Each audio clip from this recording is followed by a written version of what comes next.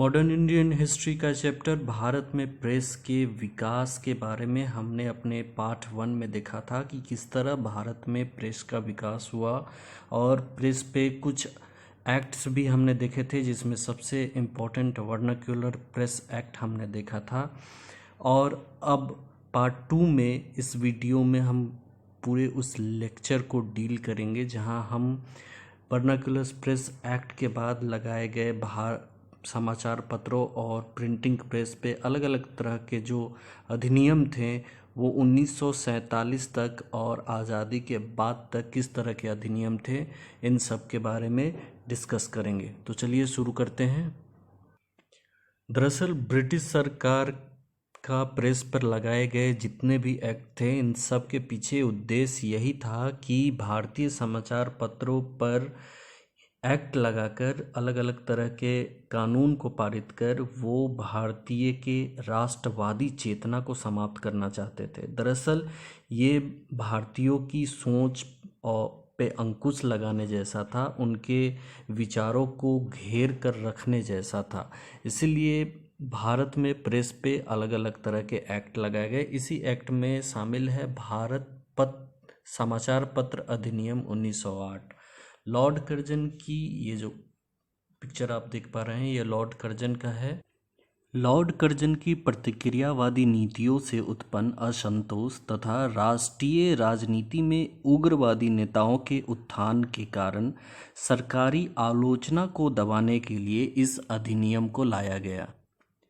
जो समाचार पत्र आपत्तिजनक सामग्री जिससे लोगों को हिंसा अथवा हत्या की प्रेरणा मिले प्रकाशित करेगा, उसकी संपत्ति अथवा प्रिंटिंग प्रेस को जब्त कर लिया जाएगा। इस अधिनियम के अधीन सरकार ने 9 समाचार पत्रों पर मुकदमे चलाए और 7 प्रिंटिंग प्रेस जब्त कर लिए। हम जो दूसरा अधिनियम देखेंगे वो है भारतीय समाचार पत्र अधिनियम 1910। स्थानीय सरकार किसी प्रेस में के स्वामी अथवा समाचार पत्र के प्रकाशन से पंजीकरण जमानत यानी रजिस्ट्रेशन सिक्योरिटी मांग सकती थी। ये रजिस्ट्रेशन सिक्योरिटी न्यूनतम 500 से अधिकतम 2000 तक होती थी। इस अधिनियम से सरकार को जमानत जब्त करने और पंजीकरण रद्द करने का अधिकार मिल गया। प्रथम विश्व युद्ध के दिनों में भारत सुरक्षा अधिनियम यानी डिफेंस ऑफ इंडिया रूल लगा दिया गया,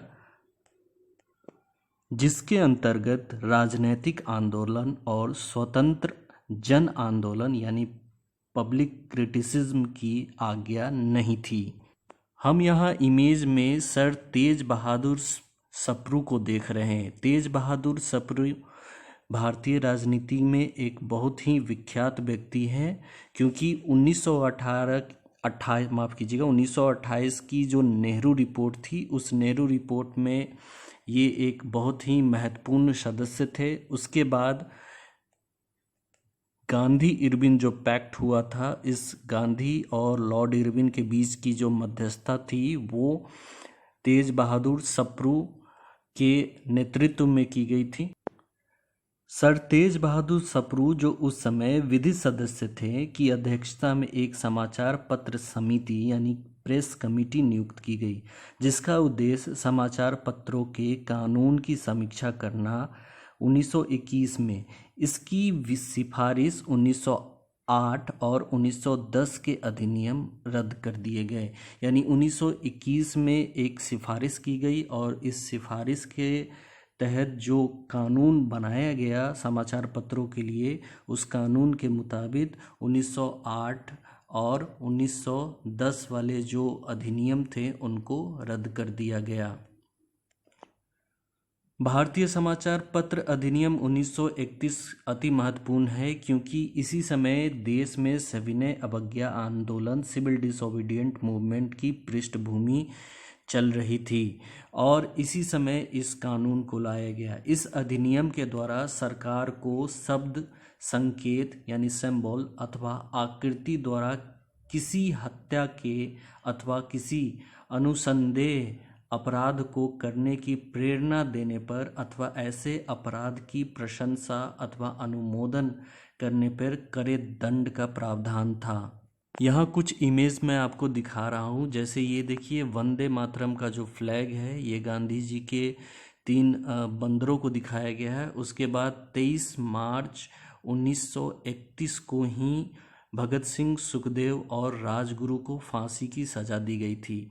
तो ये सब कुछ ऐसे इमेज है जो ये दर्शाता है कि भारतीयों में जो राष्ट्रवाद है और अपने देश की स्वतंत्रता की जो भावना थी वो काफ़ी ज़्यादा उग्र रूप ले चुकी थी। और इसी उग्र स्वभाव को रोकने के लिए अंग्रेज़ों ने किसी भी तरह के पत्राचार पर प्रतिबंध लगाना शुरू किया ही था और लगा भी रहे थे। इसके अलावा ये किसी तरह के सिंबल को भी प्रतिबंधित कर रहे थे ताकि उस सिंबल से राष्ट्रीय चेतना की जो फ्लो है इंडियंस में एक दूसरे के प्रति, वो स्टॉप हो जाए, वो आगे न बढ़े।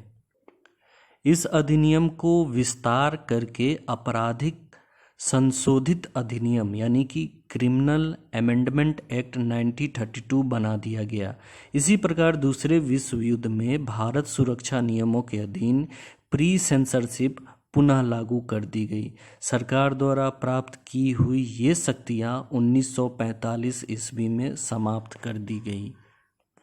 15 अगस्त 1947 को जब देश आज़ाद हुआ तो भारत सरकार ने इस समिति का गठन किया जो कहलाया समाचार पत्र जांच समिति, मार्च 1947। हालांकि ये मार्च में ही इस समिति का गठन किया गया था, इसीलिए लगभग अब अगस्त में चूंकि देश आज़ाद हुआ तो भारतीयों के हाथ में सत्ता आने ही वाली थी। लेकिन ये जो भारत सरकार शब्द है ये अभी फ़िलहाल ब्रिटिश के लिए ही हम इस्तेमाल कर रहे हैं। तो भारत सरकार ने इस समिति का गठन कर उसे आदेश दिया कि वह संविधान सभा में स्पष्ट किए गए मौलिक अधिकारों के प्रकाश में समाचार पत्र के कानूनों की समीक्षा करे। 1947 का ये अधिनियम आने पर जाहिर सी बात है कि 1931 ईस्वी के अधिनियम को रद्द कर दिया गया। 1931 ईस्वी के देशी राज्य असंतोष के विरुद्ध जो रक्षा की नीति अपना रहे थे, अधिनियम को रद्द किया गया। 1947 के अधिनियम के बाद जो एक नया प्रावधान अधिनियम लाया गया वो था समाचार पत्र आपत्तिजनक विषय हेतु अधिनियम 1951। नए कानून के तहत सरकार को समाचार पत्रों तथा प्रिंटिंग प्रेस से आपत्तिजनक विषय प्रकाशित करने पर उनकी जमानत जब्त करने का अधिकार मिल गया। परंतु अखिल भारतीय समाचार पत्र संपादक सम्मेलन तथा भारतीय कार्यकर्ता पत्रकार संघ ने इस अधिनियम का भारी विरोध किया। अतः सरकार ने इस कानून की समीक्षा करने के न्यायाधीश G.S. राजाध्यक्ष की अध्यक्षता में एक समाचार पत्र आयोग नियुक्त किया।